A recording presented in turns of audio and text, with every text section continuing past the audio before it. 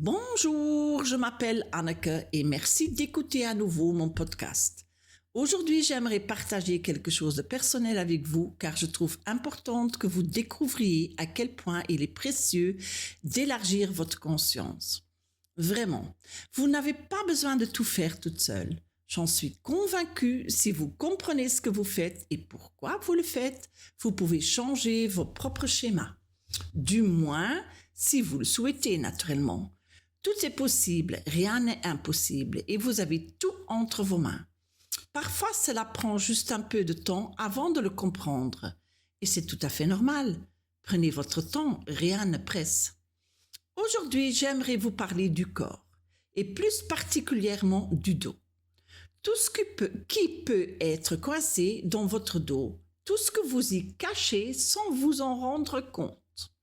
Ah oui, ça arrive, hein?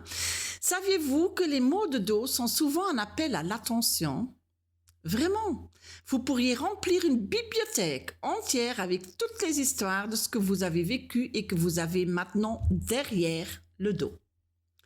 Notre dos sert avant tout à dire non aux autres, mais aussi à soi-même. Il vous aide à fixer des limites, à rester intégré et à vous protéger.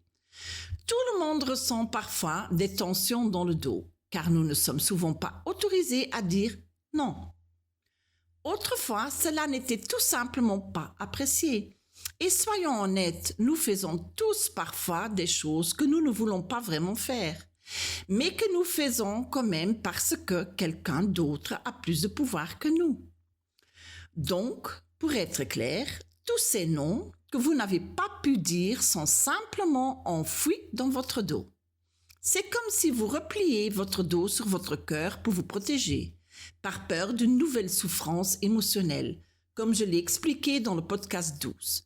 Vous courbez donc le dos et c'est là que les choses peuvent vraiment se compliquer. J'ai moi-même toujours souffert du maux de dos, probablement à cause de la peur énorme que j'avais de ma mère quand j'étais enfant. Il y avait souvent une atmosphère tendue à la maison et dire non était hors de question. J'ai donc inconscientement fermé mon esprit. J'ai lu le livre de John Samo, Healing Back Pain, dans lequel il affirme que toutes les douleurs dorsales sont en fait psychosomatiques. Selon lui, les douleurs dorsales ne sont pas physiques mais émotionnelles. Et votre dos essaye de vous distraire des émotions difficiles que vous ne voulez pas ressentir. Votre subconscient veille alors à ce que vos muscles dorsaux soient insuffisamment oxygénés, ce qui les bloque et les rend douloureux. Par exemple, j'ai déjà eu très mal au cou parce que j'étais extrêmement en colère de ne pas être vue. Tout est donc une question d'émotion et non d'usure, de lésion ou de déformation. Sauf naturellement si vous avez eu un accident.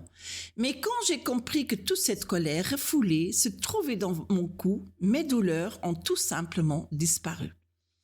Tu sais, peu de gens sont vraiment heureux de cette prise de conscience. Peut-être as-tu peur que tout cela soit de ta faute. Ben oui, si tu refoules tes émotions et tes repousses, tu auras peut-être dû fixer des limites plus souvent, être plus assertif.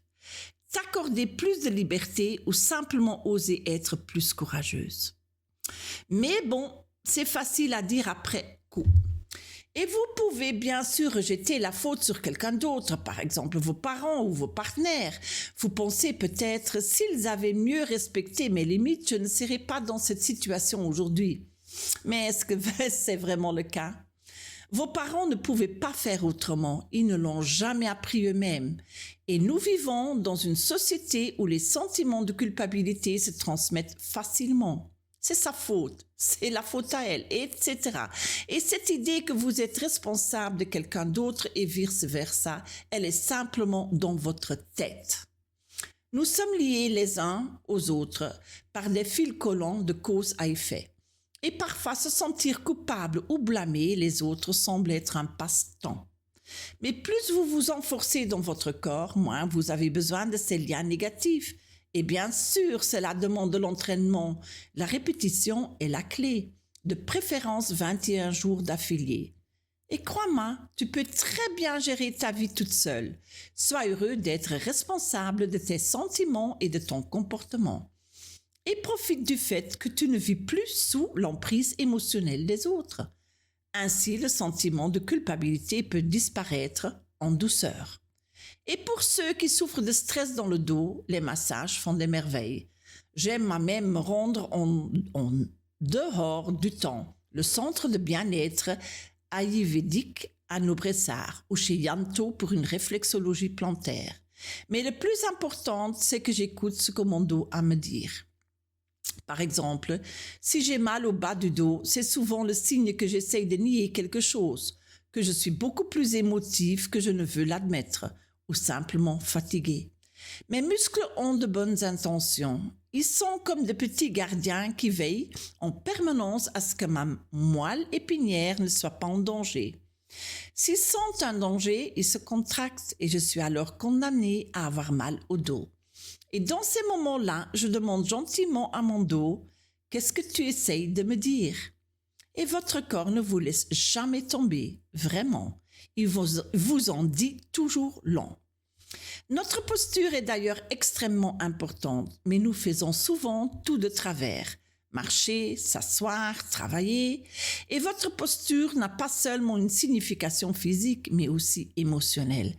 Et votre attitude face à la vie, votre attitude intérieure, votre corps montre simplement comment vous vous positionnez dans la vie. Et vous pouvez vraiment y travailler. Vous pouvez exercer votre posture debout. Essayez, ne bloquez pas vos genoux. Poussez vos fesses légèrement vers l'arrière. Gardez le dos droit et la tête en équilibre sur votre colonne vertébrale, avec le cou détendu. Restez ainsi pendant un moment et ressentez, c'est tout simplement merveilleux. Vous prenez vraiment conscience de votre corps. Essayez différentes positions jusqu'à trouver celle qui vous semble la plus naturelle et la plus facile à maintenir. J'espère que mon podcast vous avait plu et bonne chance et merci de m'avoir écouté.